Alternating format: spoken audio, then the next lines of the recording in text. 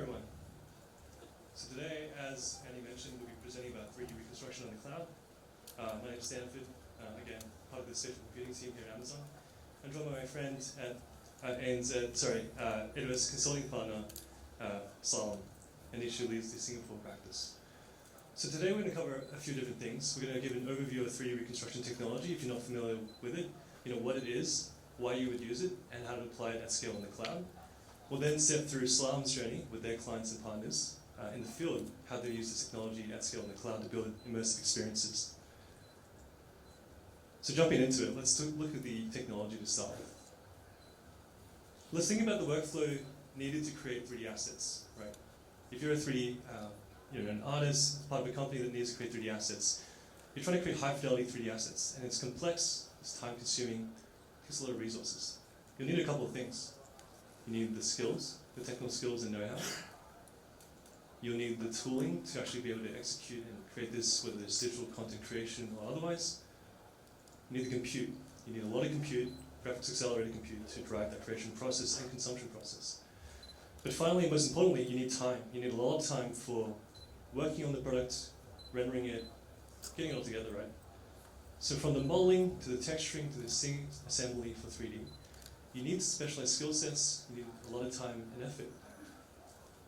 So imagine if your intent was to create something, or digitally recreate something from the real world. So if you want to create something photorealistically, your bar now isn't just high fidelity, it's actually photorealism, right? Makes all of this a lot harder. Let's take an example. So if our goal again is to create something that's photorealistic in nature, let's take this cup, for example. So you're sitting at your desk in the office, you have a red cup on your table, and you think that you want to recreate this digitally as realistic as it can be. So why would you want to do that? You may have just sentimental value attached to the cup, right? But maybe you're using it for something creative. Maybe you're trying to convert it into an asset for a video game or a movie set. Maybe you're trying to simulate fluid dynamics, right? This particular cup might be famous in terms of its design. Or maybe it's just, I guess, something from a product design point of view, you want to iterate on it and improve it, right? So a cup is pretty simple. If you make it photorealistic, it takes a bit of effort. You can do it. You can hold it in your hand, you can measure it, see how it interacts with light, reflections, things like that. And you can use that as a reference point to then recreate it as photorealistically as possible. So something as simple as this is pretty tough. But if we expand the scope a little bit, say you want to recreate your whole desk, right? You have your monitor, your notepad, organics like plants. These things are different surfaces, reflections, materials, right? Everything gets a lot more harder, a lot more complicated pretty quickly, right? We expand the scope again to cover an entire office space. Now this looks like a pretty clean office setup from a non-3D point of view. For 3D content creation, it's a massive challenge to create all these individual assets in space, right? Again, photorealistically. If we change the scenario a little bit, say the room was filled instead of office chairs with industrial equipment, say a manufacturing facility full of individual complicated machines, each of these have to be realistic.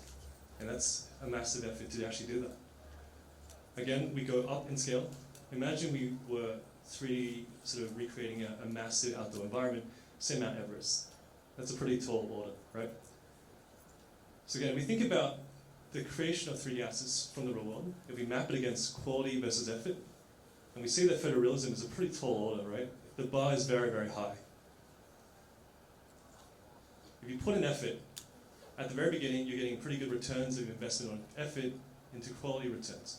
At some point, especially if your task is photorealism, it's going to be smaller and smaller gains, right? They're going to be pretty minute. An extra hour of time, extra hour of compute, extra $1,000 might be only a small change in the actual quality of the output asset. And so we haven't even thought about or talked about things like optimizations. So if we think about the end use case, if it's for real-time applications, you're going to have to make sure the models, the 3D environments are optimized, the geometry is configured well, the topologies is sorted out. And there's a lot of things as well to consider there. So it's really hard to do things photorealistically if you do it manually. But what if there was another way to do things and capture the world directly in 3D as it is in reality, right? And digitize that. And that brings me to the two technologies today, broad technology fields where you can do that, so capture reality. So 3D scanning, and 3D reconstruction. So essentially the overall thought process behind this is digitizing the real world in 3D directly, and then converting that into a digital representation. So 3D scanning, when we talk about this, typically we think about using lasers, laser scans, right? And what that does is it explicitly captures 3D depth information, right? You're capturing an actual representational model in 3D as the input and the output. However, you may not always have the actual hardware to actually power the process. You don't necessarily always have LiDAR scanners. Or perhaps you're actually trying to create an object based on information you've captured in the past. So photographs, images, videos captured before, which don't have a 3D component. And 3D reconstruction allows you to actually implicitly estimate 3D depth. And so 3D reconstruction based on 2D inputs. And I want to sort of focus on this one today. So again, if our whole motivation is reconstructing 3D using multiple 2D inputs, essentially how it works is that you take multiple perspectives of a scene, right? You analyze the similarities and differences between these individual viewpoints, and that allows you to actually estimate scene depth and geometry, which lets you actually reconstruct the subject you're trying to capture. You see on this on the right-hand side with the bench. So you have a number of camera shots, like a video around this bench. You can extract the frames, see the differences or similarities between those two sets of frames, and then reconstruct the point cloud, make that into a mesh, and finally apply the textures again from those 2D inputs. So this whole process involves a lot of computer vision techniques like camera calibration, feature extraction, feature matching, because ultimately you're trying to figure out where the camera shots are placed in relation to each other, and then understand exactly what that means for 3D representation. So just like if you had modeled this manually in 3D, you had to create a 3D mesh. The difference is that this is programmatically created for you, right? So it saves a lot of the effort around texturing, around capturing that 3D aspect manually. There's a number of concepts that are relevant. So some of these, I'll quickly explain some of them. So stereoscopic vision. Consider that the human eye is 2 individual cameras, right, that have a slight offset of a few centimeters. With that, you can see depth. So that's the same sort of logic applied. You infer 3D depth from essentially 2D inputs.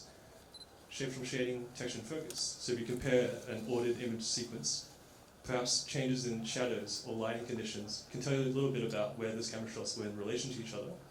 It can tell you then where was the 3D object actually placed in that scene. Structure from motion, very similar in terms of analyzing differences in motion to figure out where are the shots and what does the 3D point cloud look like. So let's talk about a couple of the techniques. So you might be familiar with some of these. Photogrammetry, technically been around since the 1800s, but applied in a digital sense in the 80s. So specifically, it was originally applied for aerial surveying, topology, architecture, things like that.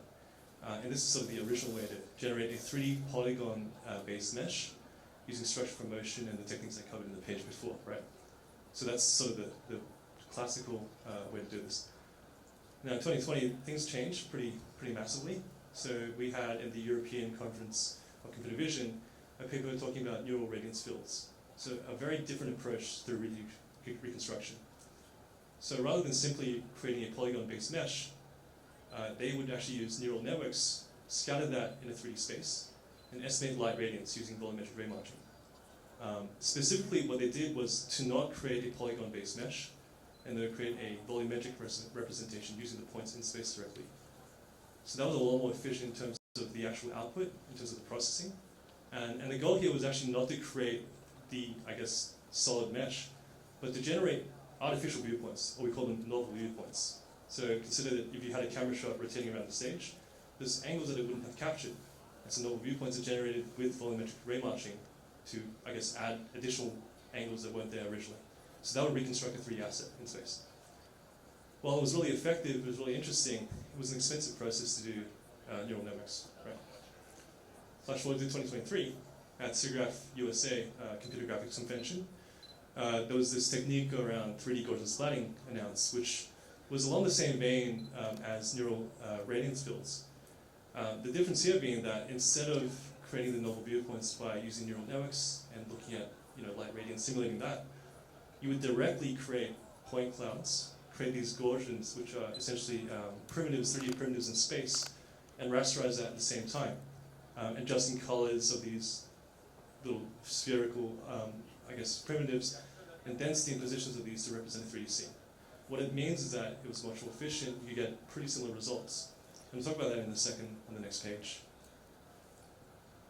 So what makes it different to previous techniques? The major difference is that there's a much shorter time to generate. So because we're not using neural networks, because we're rasterizing and reconstructing in the same sort of step and technology, it makes the overall process a lot faster.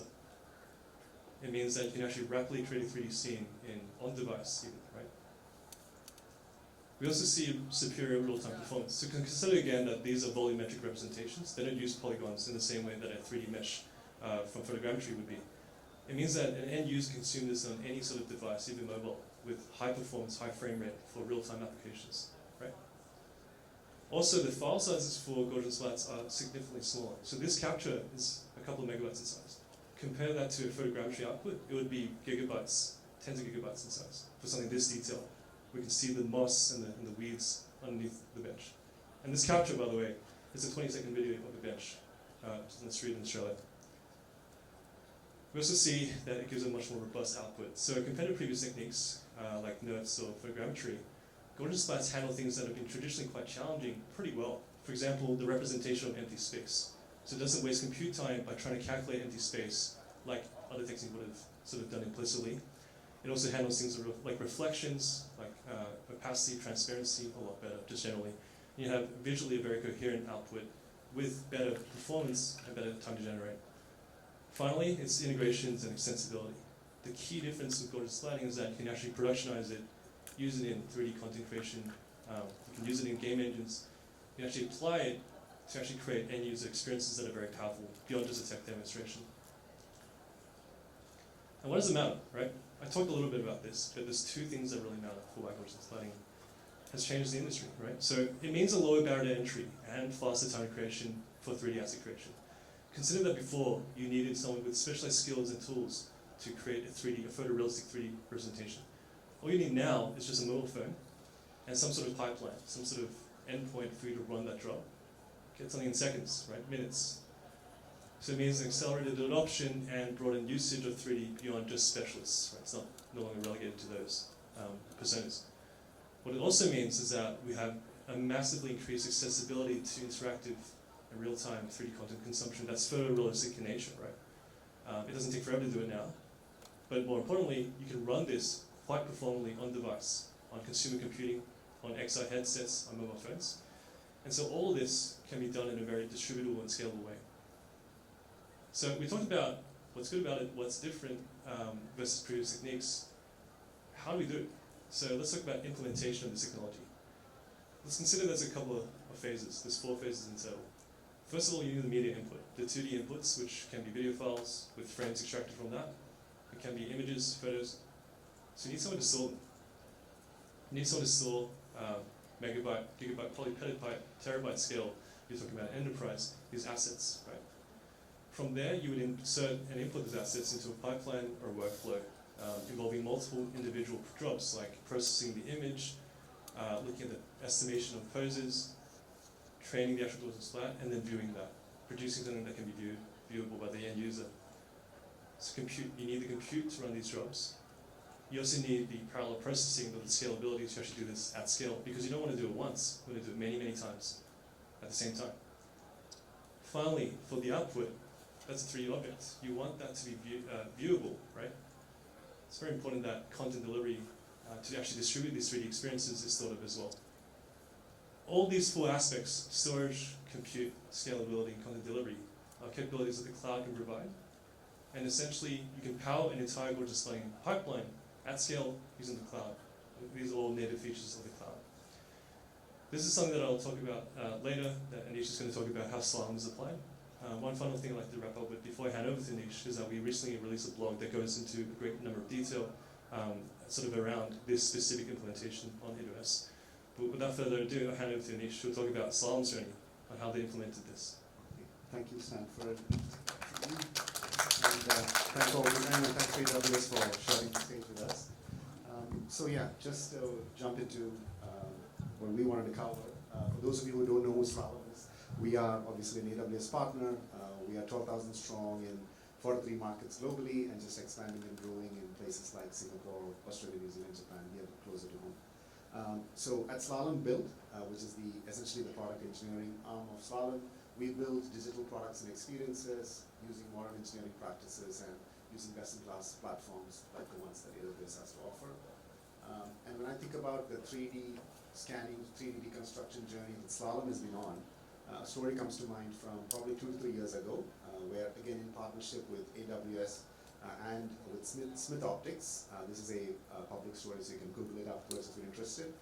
But Smith Optics is a pioneer in the outdoor adventure sports arena, and one of their key products is ski goggles. And they were looking to make ski goggles that are the best fit for an individual's face. And so Slalom, in partnership with AWS, built an experience where using your mobile device, you are able to capture sufficient detail of a facial scan, and then within 14 days have a mask delivered to you, which is custom printed with a flange that is within the mask, so that you have the best fitting possible ski goggles. So it was, I believe, a Time Magazine Invention of the Year for 2022. So again, a great highlight in our journey around 3D scanning and 3D reconstruction. And then fast forward a couple of years later, as Stanford's journey kind of laid out, last year there was a lot of excitement at Slalom and in the broader community when NVIDIA put out this instant NGP capability where you're able to rapidly create a NeRF-based 3D reconstruction from a video. Again, fairly indistinguishable from a video, except a couple of glitches maybe at the end there where we made some rapid turns. But this was probably the first time when you could, with using consumer-grade devices, very rapidly create these kind of 3D immersive experiences. And then going down that journey, getting to what Stanford was sharing about Gaussian splatting, we've been experimenting with that since the turn of the year.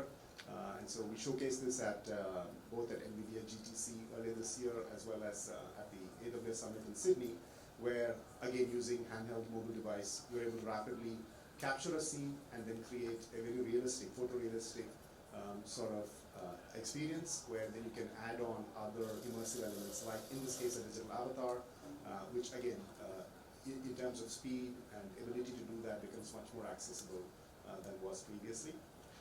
And then so what does this mean from an enterprise perspective as these progresses are being made and more is being made available for individuals and for organizations? One of the challenges that we lean on our partners at AWS to help resolve is how do we manage these assets that sometimes run into the thousands, maybe even millions, depending on the use case you're talking about. So that's where the AWS Visual Asset Management System, or VAMS, comes into play. And so essentially, it gives you an open source platform for you to upload assets, visualize them in 3D or in virtual reality, and then build your own custom pipelines and workflows on top of it, right? So very accessible and becomes something that we can easily plug into.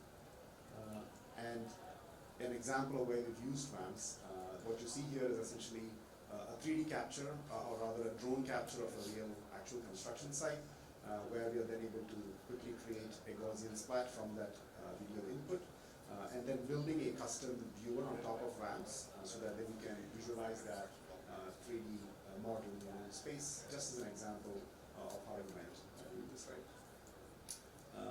And shifting gears a little bit, where are we seeing the use cases in terms of the enterprise applicability for these spatial use cases? So as you can imagine, it runs the gamut everywhere from design and engineering operations all the way through service and marketing. The two areas that I wanted to touch on today was around what we call immersive commerce, as well as immersive training. In immersive commerce, just share a quick story about a recent POC we did with a global appliance manufacturer, where this appliance manufacturer wanted to test the feasibility of taking stock or inventory of what is in your refrigerator, being able to visualize in a 3D space, and then also keep tabs of what are you putting in, what are you taking out. And then as you can imagine, there's applications for that that can extend into the B2B and B2C kind of spaces as you think about future possibilities in product vision. So here again, we're able to rapidly, I think, in some matter of weeks, conduct the feasibility and prove out that very much possible with an array of cameras, with computer vision, with LLM models, vision models to identify the objects, as well as Gaussian splatting to rapidly visualize and recreate those scenes, right? So the possibilities for what that does for their future roadmap, it opens up avenues that were in the way we go through, right? So that's an example, and then the other area that I think we've seen a lot on the exhibition floor here as well is around immersive training. And the key difference probably here is I think the photorealism element that Stanford was touching on, where we've had immersive sort of training experiences for a while, but to really make it really feel like you're really in that space, as well as do it in a much more accelerated and cost-effective way. These 3D reconstruction techniques, including Gaussian Splatting, open up a whole bunch of avenues. So as you can kind of see, they're a fairly straightforward process where you can have 3D designers design your assets, but today you can also rapidly create these assets from captured video and then use ramps, for example, to manage these assets, and then build your own workflows and pipelines on top. Use a training creation platform to add your own training elements to it, and then you have a very realistic, immersive sort of experience for training, which might, much very applicable in safety-related situations, or in situations where scale is a challenge, or where the ability to really navigate that space becomes key in how an employee or a trainee experiences that. Again, just to showcase this, just as a mock-up, if you will, what you have here is the corridor in one of our Slalom offices, and as the video plays out, you'll see that it's a mobile video capture, and very quickly we're able to create a Gaussian splat in a 3D render scene, which looks photorealistic pretty much very rapidly, and then you can add training elements onto it. Here we're just mocking up a fire safety scenario where you can see that having the ability to navigate that space and seeing where the safety equipment is, for example, much more efficient and effective in a immersive sort of experience than it might be otherwise. Right? So just to kind of pull it all together, I think the main message that Stanford and I want to share with you is that photorealism is much closer and much more easy to achieve than perhaps it was earlier. I think it's getting close to it, and there's a lot of opens up a lot of possibilities. So we're excited to see what we can build together. And so on behalf of Stanford and myself and the broader AWS and Slalom team, including I want to call out Eugene and Dari for all the work on this as well. Thanks for your time, and we are around to take questions or chat offline afterwards as well. Thank you.